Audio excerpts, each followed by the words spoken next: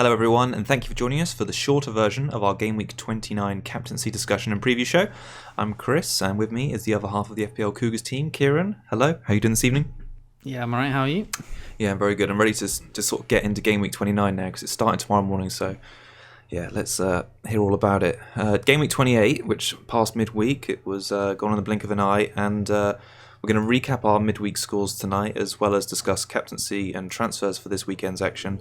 We've also got the Cougars mini league to round up, as well as our Cougar Cup picks. So, Kate, let's get straight into it.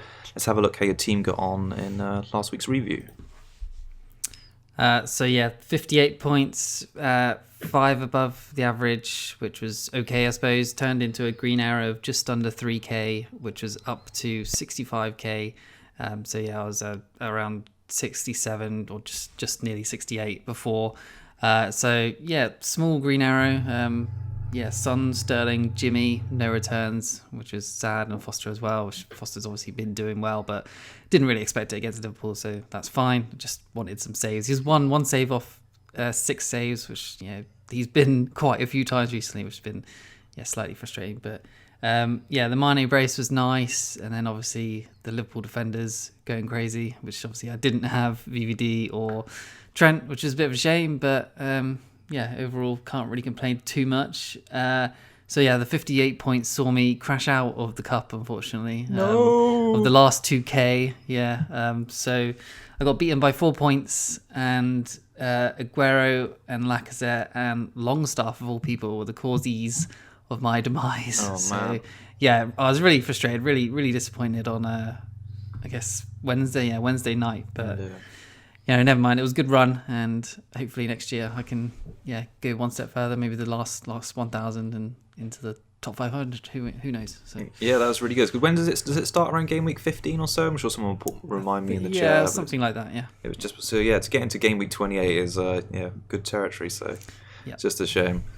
I had a pretty decent game week as well. It was sort of saved on the Wednesday evening by Trent. The Tuesday evening games, I didn't really get much out of it. Doherty was the sort of major disappointment, losing the clean sheet and getting the yellow card in the space of like the final sort of injury time minutes. So watching him drop, and Jimenez got subbed, and Pereira again didn't keep a clean sheet. So I made a bit of a boo-boo getting him in the first 2 games really, because he's not returned in 2 favourable home fixtures. But hopefully with Brendan back in the Premier League, we can sort of see a bit of a bounce, and Leicester have got the good fixtures, so I'm not too disappointed, but expecting something. I think that the major disappointment was, well, I say not major disappointment because he wasn't really in my thinking actually, but major disappointment leaving 9 points on the bench was Alonso, who came back into that Chelsea side after we sort of said earlier in the week, didn't we, that we thought he'd be dropped for this one and Emerson would play in this game.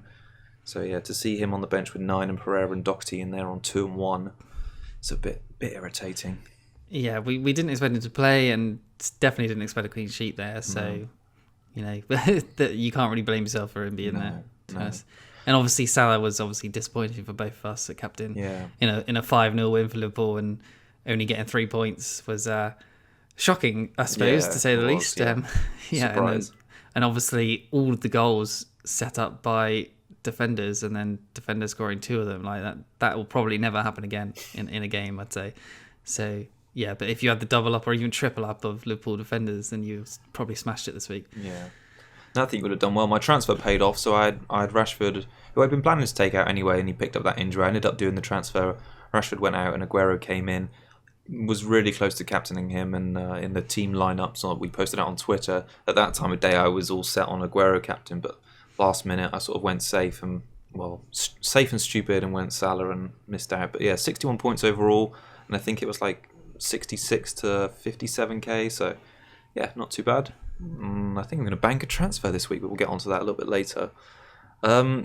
Just a quick recap of the FPL Cougars League before we move on. I want to shout out to Francis Mahone, who scored a very impressive 81 points this game week, in a game which I think, it looks a bit warped because I think the highest score this week was 142, but generally, I like you say, a lot of the average around 53. To score 81 is a great return, so he's up to 11th in the Cougars mini league now, and that took him overall from 15k to 6k. So well done to him. It was Aguero who he captained. He also had Mane, Robertson, and Trent. So big score there, and well done to him. If you're not part of the FPL Cougars League, the the code to join is in the video description. So come on in. Come. And, why not? A bit late now, but yeah, getting there, all the merrier. Yeah, getting there. I think it still updates. I think your point still updates. I got it. So yeah, you're good. Still out in front is Shannon, who's now 32nd in the world. If you've been watching us for quite a few weeks now, we're keeping an eye on her progress, because at one point she was 7th overall, so slipped back a little bit, but her team's in really good shape and she's got a couple of chips left to play. So yeah, I'm looking forward to seeing how she does over sort of the blanks and the doubles in the coming game weeks. Kieran, the Cubs. Yep. Talk to me. Yeah, so well, quick roundup of the Cubs, the Cougar Cub picks for us. So if you're new to our channel, it's our new feature that started 2 weeks ago, where we both pick a player that we don't own who's a differential, and then we'll go week by week adding up the points that they score, and then between us we'll have an eventual winner of who's picked the better picks, really. So yeah, week 1, which was game week 27, Chris went with Arnautovic, which was Fulham at home, who got him 4 points. And then I went for Lacazette, which was Southampton at home, and he got me 7 points. And then game week 28 last week, Chris went for Sane, which was West Ham United at home. He got him 1 point, which was obviously pretty disappointing for you. And I went for Almiron, Burnley at home, who was also pretty disappointing. We got clean sheet points, and yeah, the appearance points, so 3 points for him. So yeah, running into game week 29, I'm in the lead on 10 points and Chris is on 5. So any haul from this week, we could see us flip flopping, but hopefully it's my haul, not yours. And we'll pick up this week's later on at the end of the show. Yeah, no, very good, cool. Yeah, I'm looking for. I've got a couple of good ones lined up for tonight, so I have a feeling who you're going to have top pick. So I've got like a really. Yeah, I think I know who you'd pick. So I've got a couple lined up just in case. All right. Cool. All right. Well, let's talk about our captaincy tonight, because, like I say, it's a short show, and with the game week sort of kicking off in like just over 12 hours, we're a bit late to record this week. Yeah, let's get straight into it. So you've currently got the armband on Sterling. Yep.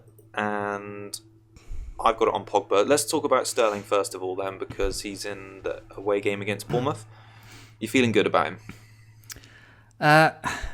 I was, but thinking about it more, I kind of just put it on Sterling to start with. But thinking about it more, I'm not so sure. But I'll try and make a case.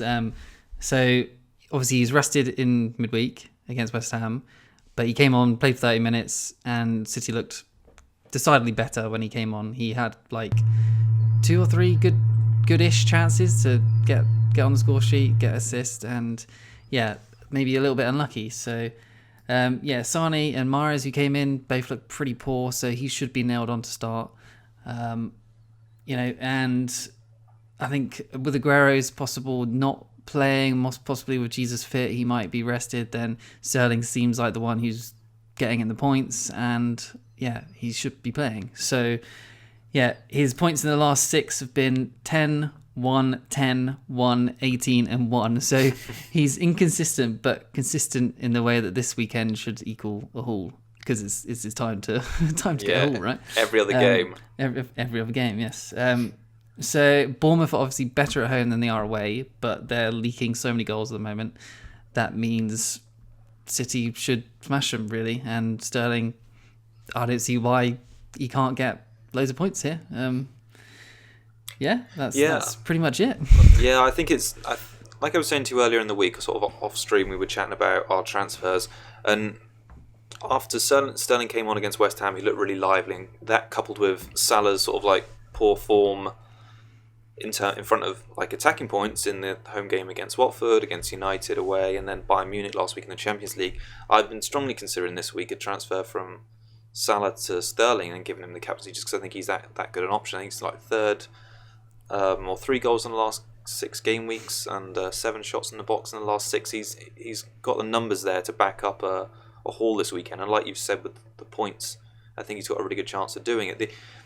The only thing I was a little bit worried about after Pep's press conference today was he said about how tired Aguero was, and that he'd taken him off sort of in the 85th minute because he looked like he was knackered.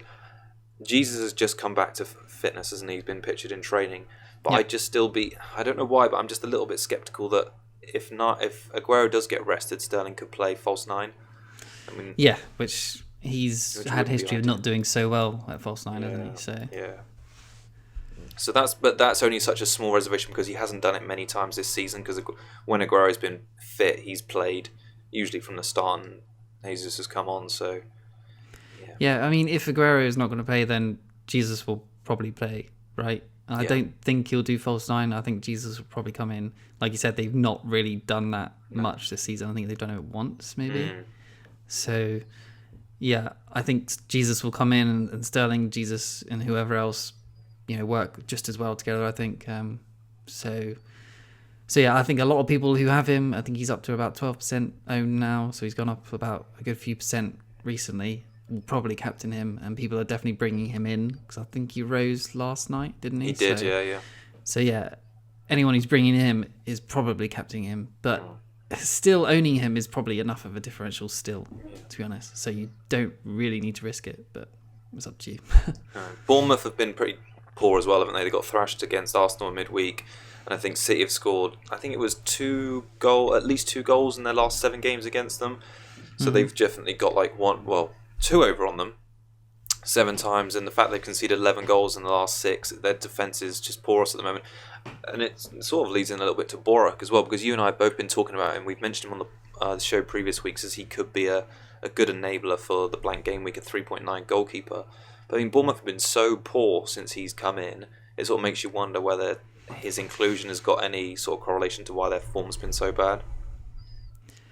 Yeah, it's tough to say, isn't it? I think Begovic is fit and probably could come in at any point. So I think if you're relying on Boruc, it's going to be risky, to say the least. Yeah, I think so. Especially when they've had so many beatings, you've got to change something up, haven't you, and make a drastic change. So I wouldn't be surprised to see Harrow make a big change in defence, or even in goal this weekend, just to see if they can do anything to stop City. Because I mean, it's bad enough to get beat 5-1 away, but obviously Man City going for the title, be going full at them on Saturday afternoon, and if they concede 3 or 4, it's not going to be good for them sort of coming into the end of the season. Yeah, I believe Howe said that Steve Cook is still out, so that Mepham guy or Mepham or something is still going to be playing centre back with Ake, and since he's come in, he's not looked good at all, and that's where they've been shipping goals as well. So yeah, another good sign for City going forward, probably. No, definitely. Okay, well, on the other side of Manchester and on the other side of the screen, I've got Pogba captain at home against Southampton this weekend. Now, what's been your major thinking in going Sterling over Pogba? Because he's quite heavily owned and he's got a good home fixture. You know he's going to start on penalties. Why did you not fancy him? Not that I don't fancy him. I think I'd just pick Sterling because he's low owned, nailed on, and City are attacking, going for the Premiership, and he's maybe it's just because he's more expensive. I feel like I should captain him or something like that. But yeah, I do like Pogba this week. You've probably got some stats on him. I got some. Shoot, hit me with the stats. So give me his some last ones to make me 4 feel games good. Yeah. before 4 games at home before Liverpool was 15, 8, 18, 8 and 7. Why do you not want some of that action? 18, 8 and 7. Oh, obviously I do. Yeah. I think I might stick it on Pogba, to be honest. That sort of form is crazy, and obviously United still in form. They have not really had any reason to be down on themselves other than that PSG game. Good win against Palace the weekend or midweek, sorry. And yeah, they're going to be confident in this one, aren't they? And Pogba is clearly still the main man. Consistent scoring, consistent points. Yeah, I think the least we can look for is probably an assist in this game or a goal, at least. Right? Hat-trick, I was thinking at least. Oh, that'd be nice. I don't know if he's ever scored a career hat-trick, but probably not since he's been a regular in the first team at Juve or United. I don't know, it seemed like you were very easily to be swayed there, because you give me all that Sterling stats, and then I just mentioned Pogba, and your eyes lit up, and you just thought, oh. Well, no, I've been thinking about it, so it's been between Pogba, Sterling, and Salah. So I have not been fully on Sterling. It's up for consideration still. All right, well, I'm on Pogba, and I'm going to stay on Pogba because they've only managed 1 clean sheet in the last 6, and that was against Fulham, and they've allowed 21 shots in the box in the last 6. And I think if Pogba's running from deep, Rashford's back now, so I'm sure he'll play up front. The attack's going to be a bit swifter. Pogba will play farther forward as a result. I think he's going to get on the end of get on the end Yeah. of... Who's going to be crossing it to him? Let me think. Not Herrera or Matic, because I think they're both still out, but I don't know. Someone's going to cross it to him. Someone like that. Shaw's going to cross it to him. Of course he is, Kieran, that's right. Shaw. Yeah. Some more assists after the ones in the game week. All right, Ollie said Rashford is 100% back, isn't he? 100% Yeah. fit, and he said he'll probably start him, which is nice to hear from Ollie. Yeah. So yeah, with Rashford back in the team, it'll kind of be like it was before without when Lukaku was benched and stuff. Just Martial was playing. So I imagine Lukaku and Rashford up top, maybe, or Lukaku would have thought towards so. one side, maybe, like they were doing before. Yeah, we'll see. Yeah, it's a home game, so perhaps a bit more liberated to go for it. So you were mentioning a minute ago that you had Pogba and Sterling sort of captain and vice, and then weighing up Salah. Mm-hmm. Now, I've not even given Salah a consideration after his poor form, but has he come into your thinking at all? I mean, I'd even be, if I was looking at your team, I'd think Mane over Salah. Just the form aspect. Form is temporary. Class is permanent, isn't it? And Salah is classy. That's a hell of a player. cliche there. Yep, okay. Well, yep, sure. Yep. But it's obviously not the best fixture for them. Obviously, it's the derby, but form can go out the window as we've seen in derby, so it can go both ways. Obviously, Salah can go big again, and maybe Everton turn up like that, and their form at home, and they've been conceding loads of goals, might change as well. So he needs to step out at the moment. Mane can't do it all by himself with Firmino out, or he's been in training, but I think it's probably too early for him still. Mm-hmm. It's time for him to start returning, and we've written him off before. People talk about this Mane plus 4 million thing. When I got rid of him, I was burnt, and I don't want to see that happen again. And I'm definitely not getting rid of him, that's for sure. No. And I think he's going to start hauling at some point soon, and it could easily be this game. Yeah, well, I mean, Salah's been getting into the better positions. Like having a look at their penalty area box touches in the last 5 game weeks, Salah's had double the amount of Mane, and Mane's had 22. So 44 pen touches in the last 5 is pretty huge numbers. Mane's had more big chances, and he's taken more of them, which was quite interesting. So perhaps Salah's not getting right in to the positions he's usually getting into. But no, it's a tricky one with Salah. I just think for me at the moment, like it's down to the pricing again. You say about his history, and he's got that game in 32 and obviously 31 and 33.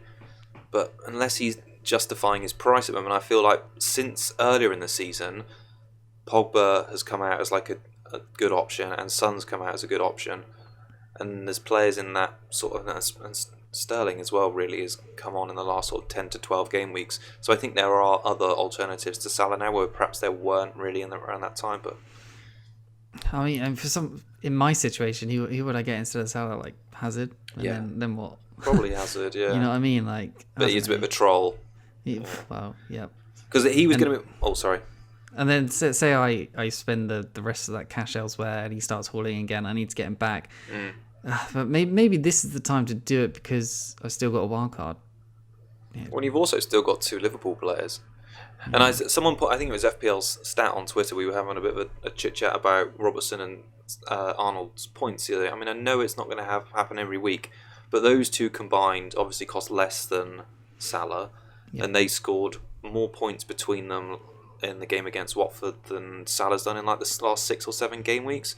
So, I mean, from a Liverpool point of view, we know their defence has been incredible this season, and their wing-backs are getting so far forward. Robertson and Trent's on free kicks, he's on some corners. These are like free kicks from a creation and a goal-scoring point of view. There is another argument that at this stage of the season, Liverpool are closing in on a title. They're going to want to keep things tight, and they've got these good fixtures at home. You would say that probably Robertson and Trent are offering better value as a pair than Salah is as a single. But they also need to win games, and Salah's a goal scorer. So yeah. I think Mane's streaky, and he's on the streak at the moment, but then he'll start drying up again. Like we've seen in the stats that he's just been clinical, I guess, compared to Salah's. And as we've seen before, that will dry up, just like with Aubameyang, where he was on that hot streak.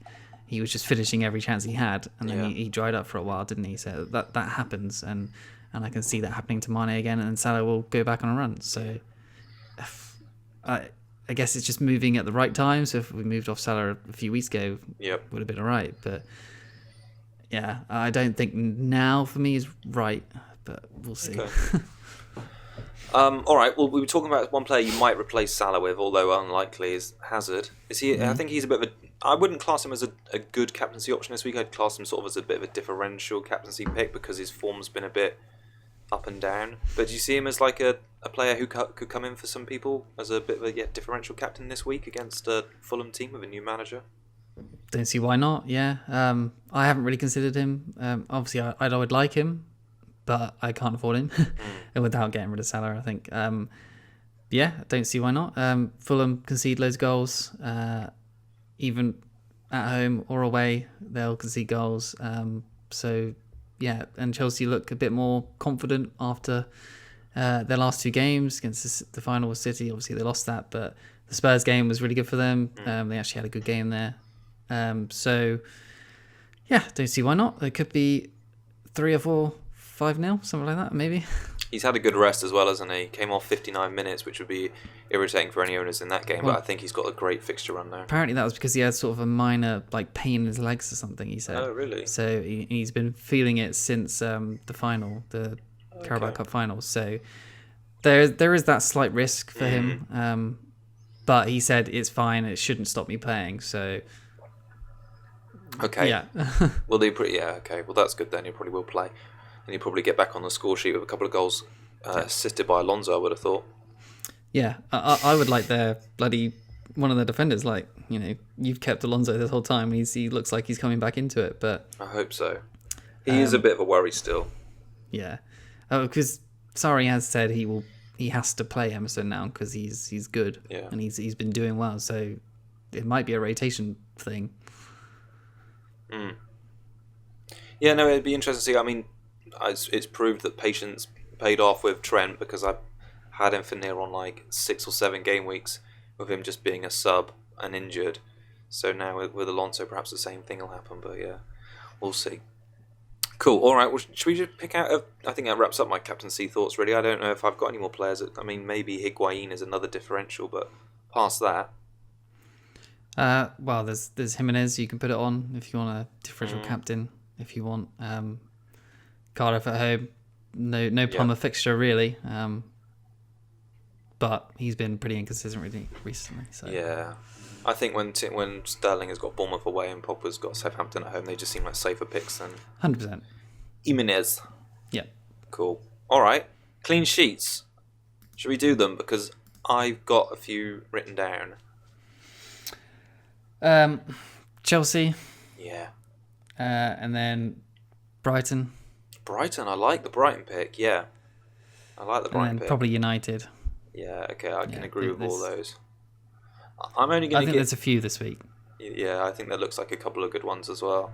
All the big teams. One team who I think are going to bounce back after that humiliation at Huddersfield and annoy a lot of Patricio owners are Wolves. Yeah, because it seems like Nuno came out today in the press conference and said Ruddy's going to get back in goal. It would just be so typical for all people that have had Patricio this season that Ruddy comes back in against Cardiff, makes a difference, and they keep a clean sheet in the first one in, I don't know, it feels like a long time. So it feels inevitable. It does. And it would just be the sort of thing which would irritate fantasy managers. You hold on to a player like that thinking that Wolves have got a decent defence and keeping teams out, and the moment the manager drops him, I think if he drops him and they keep a clean sheet, Ruddy's got the number 1 shirt, to be honest.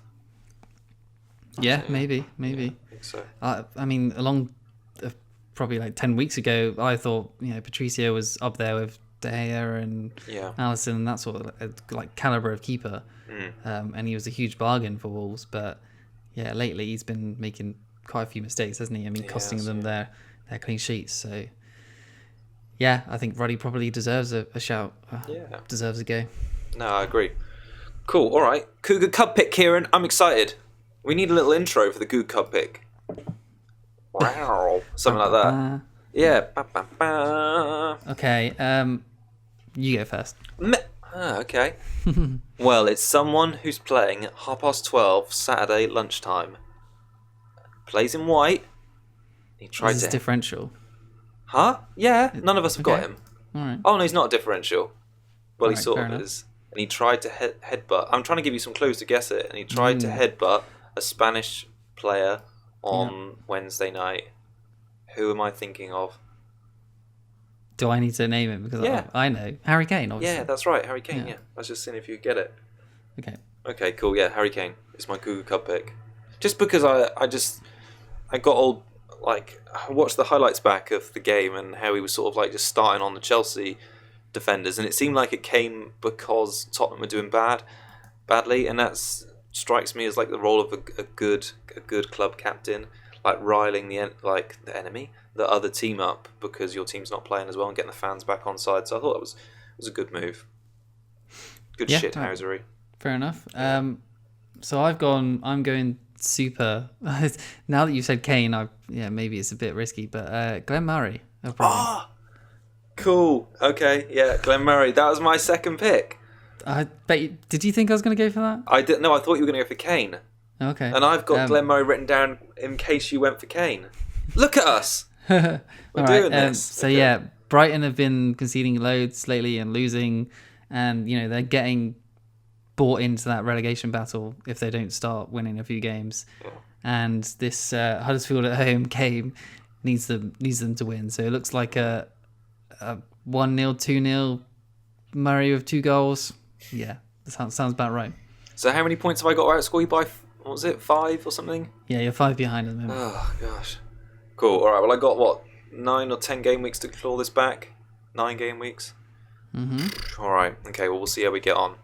All right. 5 points is nothing. So. Yeah, it's 5. Well, yeah. But Murray will probably blank now, and Kane will probably get a hat-trick. So. I just know Kane likes playing against Arsenal. I can see him getting a penalty tomorrow at home, doing that little stuttery run up and scoring. Hopefully Son wins it. Yes, please. Hopefully Son wins it. All right. Transfers? Yeah. Go on. So I'm really stuck at the moment. I'm not sure. It might just be Kolasinac out for someone. I've been thinking about Son out. I've been thinking about, I don't know, Foster out this week. Button to Borek I've been thinking about. Like, ways to upgrade Kamara. I really don't know at this point. And I need to be getting players in. None of the moves that I can do feel all that great. So I'm not sure, and I've got 2 free transfers, and I don't want to burn one. But the obvious one seems to be Kolasinac to Chilwell, and then just reassess next week. So to give go on. Because I think Son is the one that I could definitely downgrade, but Arsenal's defense is really bad away, like really really bad. It's like bottom 4 bad. So I think keep Son. He's been so good for so long. He's had these 2 poor games. Hopefully he turns around. Big game. Yeah. Keep the faith. Okay. Well, I should probably say for any viewers and listeners who are looking at your team or hearing about your team and thinking what your plans are, you should probably clarify that you're planning on playing your 3 hitting 31, aren't you? No, 32. I'm building for 31. Oh, okay, building for 31. See, even I don't know. We've got to sit down and do this chip strategy. Next week, we're going to do our chip strategy. That's what I mean. Like, I need to at least do 1 transfer to a 31 player this week. Yeah, okay. So, I can get to probably about 9 or 10, with only 1 hit. So, okay. Yeah. Yeah, I honestly, looking at the team, I don't know what to do. I think you need to go away and give it some more head scratching time. Maybe Kolasinac to a Burnley player. It seems really dull and boring, but maybe that's the right move. Nah, I think Chilwell seems better to me. Okay. But then I was also thinking Foster to Heaton and then Kolasinac to Chilwell. So that would solve the mystery. That would be Chilwell would not be playing Watford this week, which was obviously a bad fixture for him. Yeah. And then so I could support Chilwell fully. And then Foster, I wouldn't want. He's got would some not bad be fixtures, versus hasn't he? Chilwell. So then it'd be Heaton versus Crystal Palace at home, which I think is perfectly good opportunity for a clean sheet there. That's an idea. Yeah. But I don't know if I like it, and it's losing the 0.3. that I've got in the bank for Heaton. He's 4.8, which seems quite a lot for him. Well, you've got what are we to now? You've got about 10 or 12 hours to sort out your plans. But yes, if I were you, I think Foster and Kolasinac are probably players you want to consider getting rid of. I sort of agree your thinking there, but yeah, it's just rounding out who you want to get in. Do you not think Foster will get a clean sheet against Leicester at home? No. New manager bounce. Big bounce as well. It's Brendan. Big Brendan bounce. It's going to be... I don't rate Brendan, but yeah, okay. You don't... Oh, Kieran. No, sorry. It's the only one that likes him. All right, well, when Foster ends up on like -2 points this game week, and he's conceded like 6 goals and like 3 own goals or whatever it takes, and you'll think, oh yeah, Brendan is a good manager after all. Mark my words, okay? That's my out there pick for this week. That Leicester have a big win. If it wasn't Heaton, who would you like? Boruc. No. No way. Heaton. Yeah, it's the only one really. Yeah. I mean, maybe Fabianski, 4.7. Or Dubravka, double on Newcastle because they're playing quite. Oh No. I shouldn't even suggest anything. Fabianski could be good. No. Fabianski could be good because he plays Huddersfield in 31. Yeah. But he plays Liverpool next week, so they got some good fixtures though. West Ham. Yeah, no, they don't play. Yeah, they don't play Liverpool. It's Burnley who plays Liverpool. Yeah. Well, my team is a lot easier to talk about transfers because I haven't done as much head scratching as you. I'm gonna play Alonso over my new player Pereira. I'm gonna double up on the Liverpool defence away at Everton. I'm not expecting a clean sheet, but I'm expecting some sort of attacking involvement.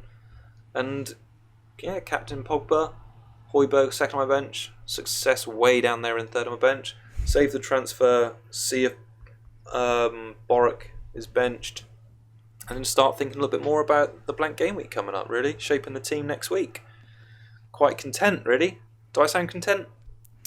Yeah, looks good. Just like me last week, I was content, but not so much this one. Yeah. Okay, cool. There's too much red on your team. There's too much red on the left there from a colour layout. Colour-coded. Yeah, I don't like it. I think you need to get you need to do that thing where you transfer players out and in again. But anyway, this isn't stream worthy. You guys don't want to hear about this. It's super boring. Okay, we'll forget about colour theory until next week. Okay, so I think that about wraps us up, doesn't it? Yes. Have you got anything else you want to add, sort of non-FPL or FPL related, or have we covered everything? No, I think that's it. 32 minutes of pure hotshot FPL chit chat with you and I. Okay, cool. All right, thanks everyone for joining us. We'll be back early next week to talk about game week 30, and I think we're going to do our chip strategy. So then you've got like a week and a bit to think about it. But we need those games announced. But yeah, week and a bit sounds about right to prepare. If you have any questions in the meantime, get them in ASAP. YouTube, Twitter, we're all over it. Kieran and I, fastest fingers in the West Country, works, doesn't it? Does. Yeah, thank you. Good. Also available on Apple Podcasts, Spotify Podcast. You can find us by searching for FPL Cougars. Cool. So until next week, it's goodbye from me and cheers and good luck. Bye-bye.